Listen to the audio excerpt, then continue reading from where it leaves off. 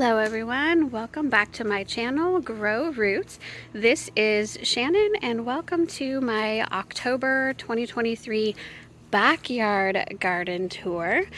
I just published my front garden tour yesterday. It is late October right now and the cool temperatures have set in. And actually today's a little bit warm, but we are expected to get a major cold front this weekend where we may get our first official freeze. And that's early. We don't normally get our first frost until mid-November. So for us to be not even into November yet, that's pretty early. But I wanted to go ahead and film this because some of this may not be around next week.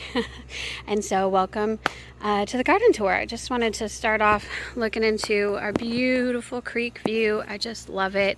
There's a creek behind our house that's a protected watershed of the Louisville Lake. And yesterday, actually, I saw a river otter in our creek behind our house. It was unbelievable, y'all. I could not believe I saw a river otter. But anyway, that's super fun. I'm gonna go ahead and start with the garden tour. So let's start over here, because this part has changed a lot. If you have seen my backyard, I'm sorry, I'm dealing with some shadows here.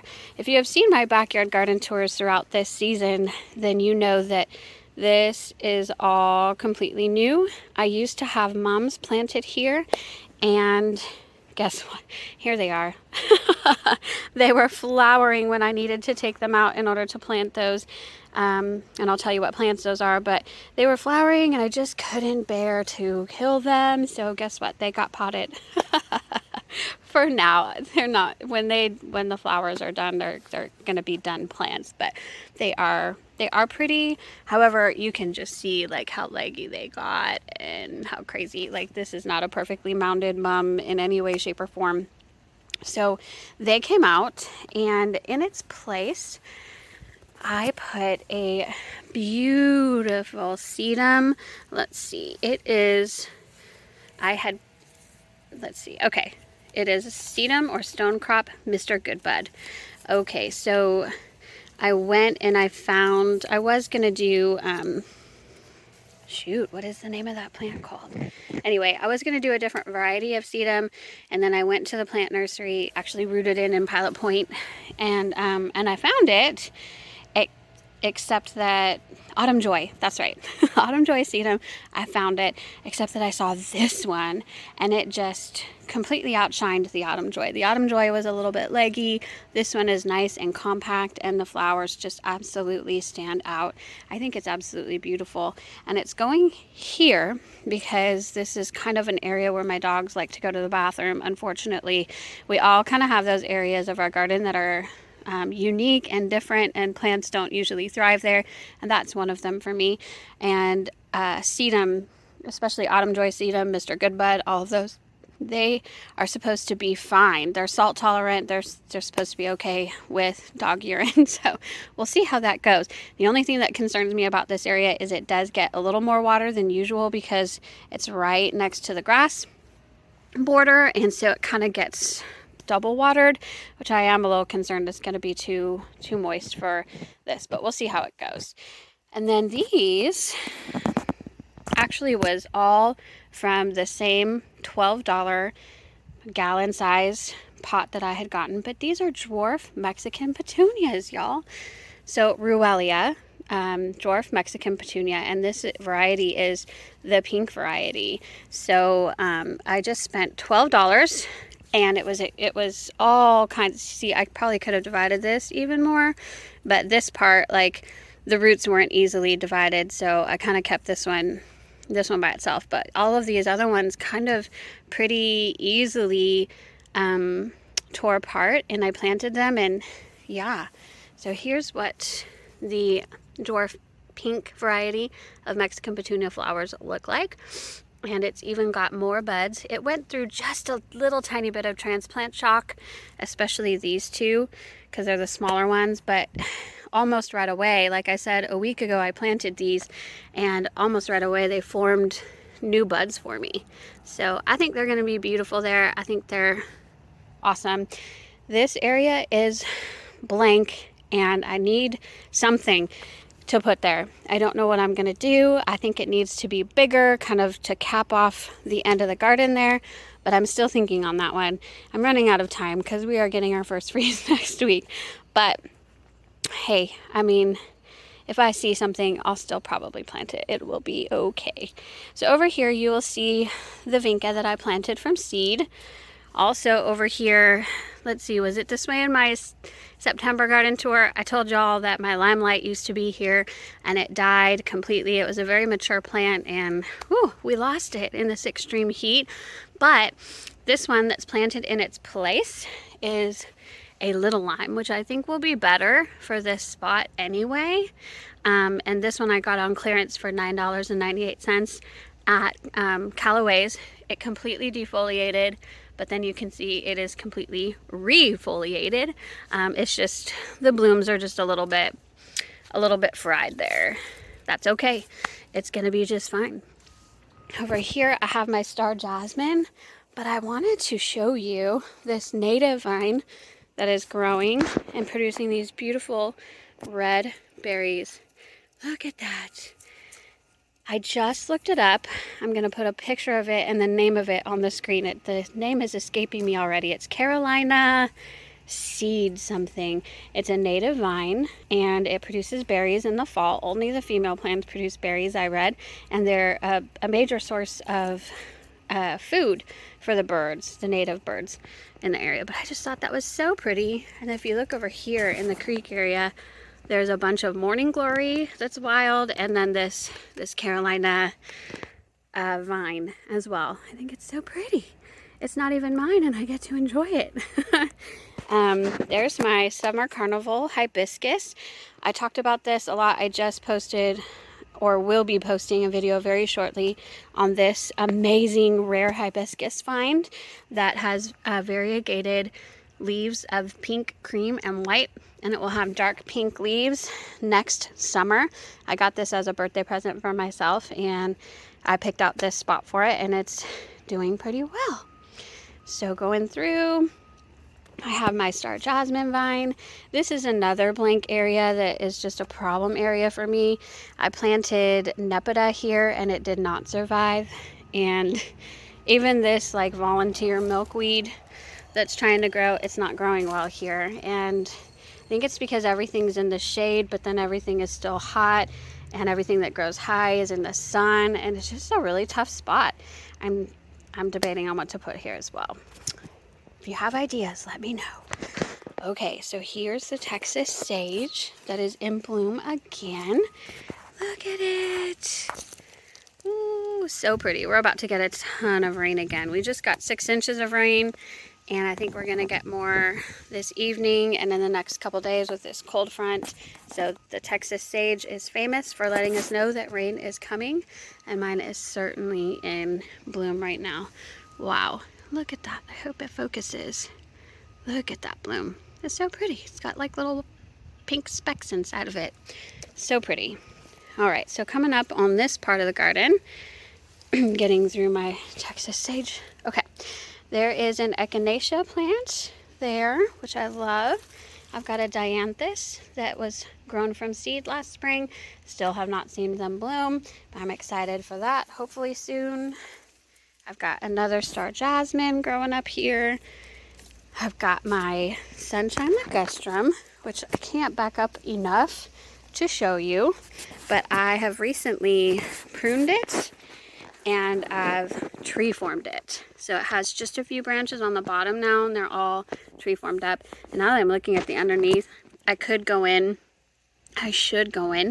and trim off all that new growth that's trying to come up, to keep it that way. But you know, it looks fantastic. I really love it. And now I've created a whole bunch of space down here. Again, blank space, new ideas. I almost can't sleep at night because I can't figure out where to put everything that I need to put, and I need to do it so quickly because we're getting our freeze next week. So let me know if you have some ideas there. Oh, you see my daycare kids, their ball is down here. That's the way it goes when you're a daycare provider. Things get put in the garden sometimes. I've got another Texas sage right here, and I almost lost this one, but it is in bloom. Here is a volunteer milkweed right here. It's just not doing that well right here. This is another kind of problem area. I've got my echinacea and I don't like it here. I'm gonna move it. It's really, really super tall. And I don't know if it's because it's the area. It's not quite like it's part sun environment. I'm gonna move this echinacea and see what happens. But yeah, that's what's down here. And then this is another new addition to the garden that I got at Green Acres, pink muhly grass. I think it's going to be stunning here next to the Texas sage.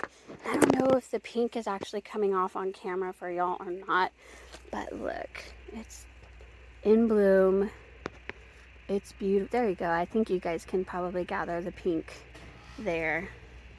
But a long off shot, I think it's going to add really great texture and color, especially in the fall.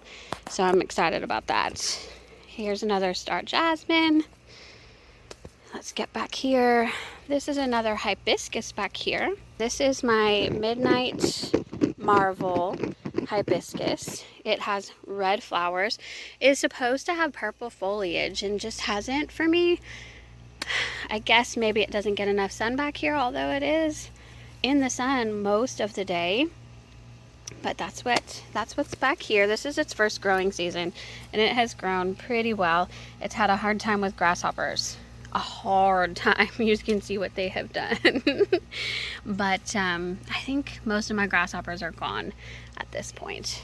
And I have some canna lilies. I always say calla lilies. They're canna lilies, Shannon. They have not done well in this spot either.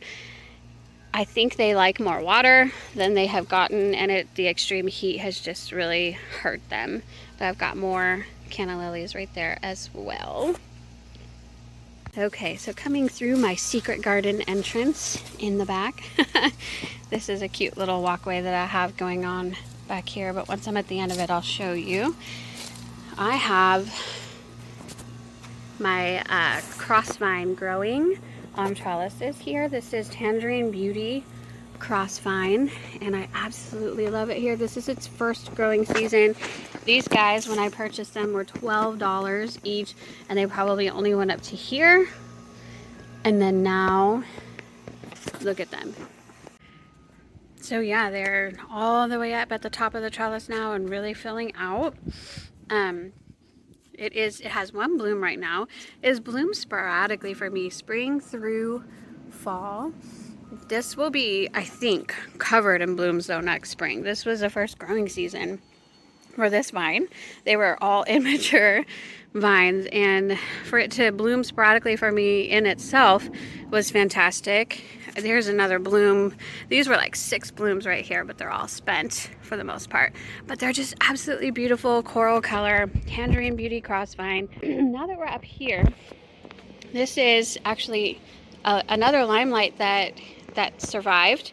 These were literally stick cuttings that I planted in soil after I pruned my limelight hydrangea in late winter, very early spring, and I just put the sticks in the soil, y'all, and they started growing.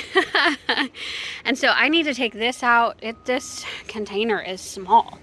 It is not deep at all. I know that it's going to get root bound in here because there's probably several different plants here.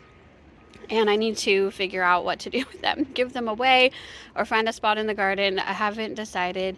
This is more of a part shade location. Like, it gets morning sun, you can see, but let's see, it's 1 o'clock in the afternoon right now, and it's almost ready to be in the shade. So this is telling me that this plant will do better like in afternoon shade. Morning sun, afternoon shade, kind of like the other hydrangeas. But these are supposed to take more full sun, but in our zone and how hot it's getting in the summertime for zone 8A, limelights I think really do need to be kept more in the shade here as opposed to full sun. This is kind of weird. If you guys know what this is, please tell me. But my plant app says that it's like some type of willow tree. Just look at the leaves. They're all serrated on the edges that way. I don't know what to do with that either. Like, that's kind of cool, a willow tree, but I have no place for it. I don't know. So crazy. I've got some cosmos that were planted in here and doing fantastic, but they're gonna die in the next couple days for sure. Let's see, let's show you. Gomphrena used to be in this pot. I've cleaned it out. The Gomphrena is done. This is Dianthus from seed, and I think there were 4 Dianthus plants potted here just because I didn't know where else to put them. They were just extras, seedlings, and now look at them. They still haven't flowered, but I hear that Dianthus doesn't flower first year, it flowers second year. So gotta figure out a spot in the garden for that really quickly in the next couple days. This is a white crepe myrtle baby. It's already starting to turn for the fall, but it has survived, and look, it's got some new growth. Look at that. It's a baby. So it's from my neighbor's white crepe myrtle right there, and I've had some babies pop up down there, and one of them actually, I just put it in a pot because it had some roots, and it's done pretty well. Again, not sure where to put it in the landscape, but maybe someone will want it. I'm one of those that I just like to see what I can grow. I don't know where to put it. So I grow them in pots and try them out, and then I have to figure out where to plant them in the landscape. So that's where we're at right now. And that's what this plant is all about as well. This is hardy plumbago ground cover. Not to be confused with the annual plumbago. This is plumbago serratistigma. It is a ground cover. And look, it's still flowering for me. It took the hot, extreme heat of the summer like a champ and was blooming the entire time with these absolutely beautiful blue blooms. We've got some new growth even in the fall time. And, you know, we've got the spent ones as well. And then this foliage is supposed to spread like ground cover, but also it's going to turn red. I've got a little bit of that going on. It's going to turn red in the fall, and it's supposed to be beautiful fall interest as a ground cover. I think I might plant that because it's a perennial. I think I might plant it down there. I think that'll be a good spot for it, or right there. So we'll see. This is my blue agave that I absolutely love. A friend gave me this as a teeny tiny little baby, and this is its second growing season. It's probably quadrupled in size. I know this is gonna get big too. Ouch. Ooh, watch out, y'all. That just poked me. You gotta be careful of this one. It's no joke, but it's absolutely beautiful. This is the annual plumbago, no longer in bloom, no longer doing all that well. It's just gonna die very soon. It's an annual. This is my desert rose. Adenium is another name for it, and it's back in flower. It has flowered from spring through fall. Now, in the extreme heat of the summer, the 110 degrees, it did lose its blooms. And then now that the temperatures are cooling off, it is re-blooming like crazy. Look at that. All of these fresh new blooms. That's the other thing about this plant. It is hardy down to about 40 degrees. We're gonna get colder than that when our cold snap hits. So I've got to get this guy inside pronto. I do not want it to die. And I will bring this plant inside. I overwinter it in my house, and it'll keep some of its blooms even if it doesn't go through shock. The first year it went through shock coming inside. The second year it was fine, and it kept its blooms for me. It was under a grow light that time, so that might be why. I'm gonna put it under a grow light and hope for the best this winter. But that's got to come out, and that's one of the reasons it stayed in this pot rather than be planted here. If it was planted in this, it would be such a pain to bring this in. But I think I was kind of clever. I just put the pot inside of the big pot. And I bet maybe some of you recognize or saw that, but maybe not, because this strawberry plant died, but this one did not, and it kind of just covers the base anyway. So yeah, I've got these strawberries that will overwinter just fine. Let's see, look at all that new growth. Wow. The only thing I don't have this year that I did last year is new strawberry babies. I did have a couple, and they died because they came out in the extreme heat. So that's kind of sad. Citronella plant that's going to die. I've got a Lantana, Luscious Royale Pina Colada Lantana. This one was saved. It was on clearance. It was dying. And now it's finally blooming for me. But yeah, it's those blooms are not going to stay long. It's so sad. Look at those new buds. This plant has always curled its leaves though. I'm not sure why. I mean, it is finally blooming, but it's still got the curled leaves, so it's still struggling in some way. Here is my rosemary that really has not died, but it has not thrived. This year it has not grown. Here are some zinnias that are left over, still from the beginning of the season. It did get a tiny bit of fungus, and I cut all of that out, and it's done really well. And it's, again, this is going to die in a couple days. Farewell, my beautiful zinnias. You have been gorgeous. Look at that. Oh, they're just so pretty, y'all. I love zinnias. Okay, I've got more dianthus right there. Again, same thing as the other side. And then I've already shown you my mom's. So those are all my potted plants. Actually, no, that's not all my potted plants. I put a star jasmine here. It's growing up an espalier on this pole.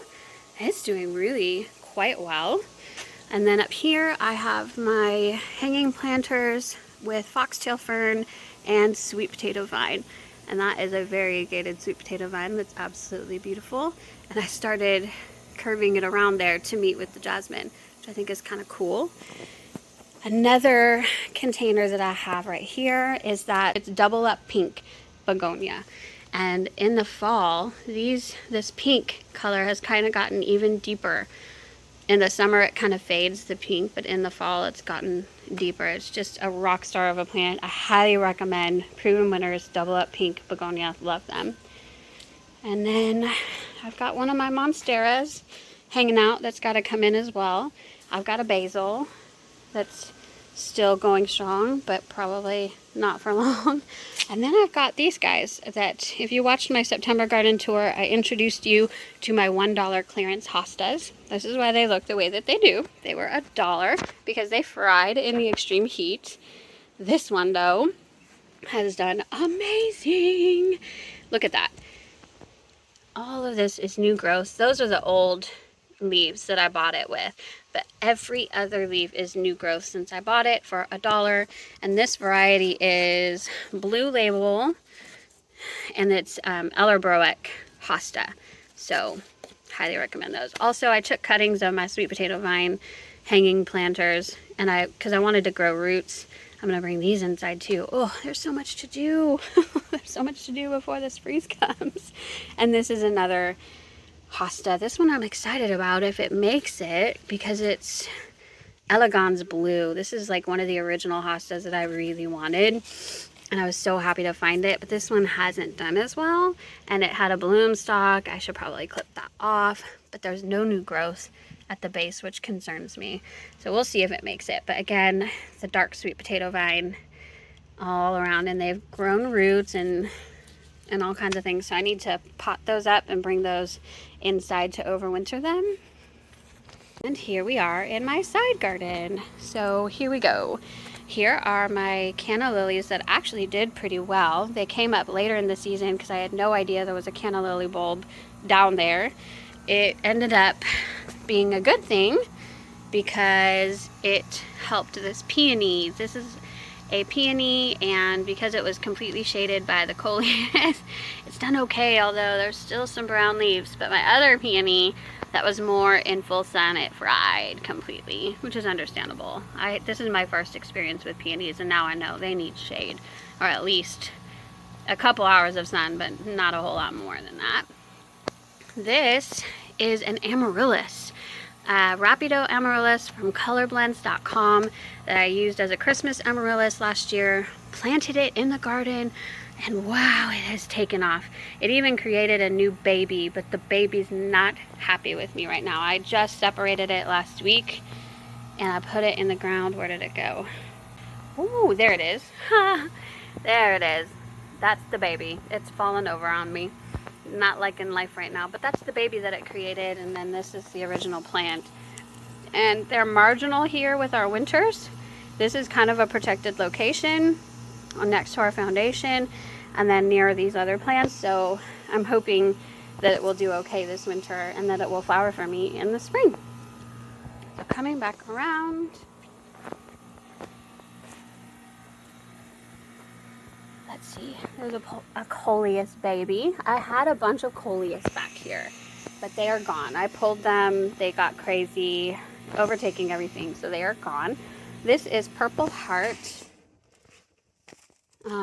Just started from a couple of cuttings at the beginning of the season, and now look how it's taken off. It becomes quite the ground cover, y'all. I don't know if I love it, but I do love the color. And there's another coleus seedling that popped up. I have a boxwood back there. I have a daylily right here. Again, the same type of daylily that's in my front garden. It's a beautiful coral color. And again, I divided it. It's its second growing season. And yeah, the division, it's not loving the division, but it was just a week ago, and hopefully it'll be just fine. This is oh, there's my watering can. This is my rose mallow that got eaten alive by the grasshoppers this summer. They totally took advantage of this plant. But hey, it's still kicking, so that's amazing. Because at one point, I think all of the leaves were gone. So that's pretty cool. I've got a hydrangea there. The last coleus standing. Here's one of my bigger. So I do have a hydrangea hedge back here. I'm so thrilled about it. These are, again, kind of Endless Summer hydrangeas. I got these from Sam's Club, so I don't think they're the brand Endless Summer, but they're the same type, and each one of them has done differently. Like this one struggled, did not bloom. This one grew the most, but did not bloom. This one bloomed and did okay, but I've got some chlorosis issues going on. I've treated it so many times for the chlorosis. This one has bloomed, yeah, okay. This one is smaller, and then this one is bigger. Go figure. Oh, look. This one didn't really flower, but there's a bud right there. So, yeah, eventually these guys will be bigger. I want it to be like a solid hedge. That would be so amazing, but it takes time. And then this is a new part shade garden bed. That it was my no-dig garden bed, how I started it. You can watch that video. I'll provide the link for the no-dig garden bed. It worked amazingly. I didn't have to do really a single thing other than the prep for the no-dig, and in 3 months this bed is ready to go. So I just planted some things last week. This is the other half of the daylily that I told you I divided. Again, it's not dead, but it's not loving life. I have some Purple Heart cuttings that I put back here. And then this, I'm so excited about. This is Turk's Cap Pink. I wanted Turk's Cap. They do well in our area. I wasn't loving like the red or the white Turk's Cap blooms. And then I saw these pink blooms, and I fell in love with it. I know it will do well in a part sun environment. Come on, focus on that. Turk's Cap has done really, really well. And so I'm really excited about this. And it has taken this, it has planted, you know, and then new buds are forming. If you could see that bud back there, new buds are forming even during the transplant. So it's loving life. It's doing really, really well. I'm so happy. And then lastly, for now, this is an oak leaf hydrangea. I'm so excited about this. I was really debating on what to put back here. I want something fairly big for this area, and I kind of want to keep this cottagey garden feel with the hydrangeas that are over there, and the rose mallow, and then, you know, the pink Turk's Cap. This is, let's see, what variety is it again? Alice in Wonderland dwarf oak leaf hydrangea. So oak leaf hydrangeas can get really, really tall. They can get up to 15, 20 feet in the right spot. And so I didn't want something that big, but this guy will get 5 feet by 5 feet and beautiful white blooms. And I think this is kind of like my hydrangea alley, y'all, with some other plants that look good with hydrangeas. So really excited about that. And there's more to come. This will be kind of a slow process. It's not inexpensive to add to a brand new garden bed and then fill in spaces in your existing garden bed from a very extreme heat summer where a lot of stuff died. So I'm adding things slowly but surely. I hope y'all are inspired. I feel like a lot of times on YouTube you see these content creators that, it's not to blame anybody, it's not to bash anybody, it's just I could never create something like that because I don't have a budget for something like that, or I don't have room for something like that. And honestly, I have a very modest home here in North Texas. I don't have a whole big backyard garden. I don't have a big front yard garden, but I feel like and I don't have a lot of money. I don't have a lot of proven winners plants or these amazing plants, but I do what I can, and I'm very frugal. I feel like I create new plants a lot, by babies or seeds, and I do with what I can with the budget that I have and the space that I have. And so I hope that you all can relate to that. I know I love creators that are that way as well. So I hope you enjoyed this. Thank you guys so much for watching. If you could please subscribe to my channel, I would greatly appreciate it. I have been doing monthly garden tours every month this year. So it will be very exciting at the end of the year to kind of compile all of these and see how these gardens have changed throughout this growing season. It's been a heck of a growing season and a heck of a year, 2023. Woohoo! All right, well, thank you all so much. I appreciate each and every one of you. Bye-bye.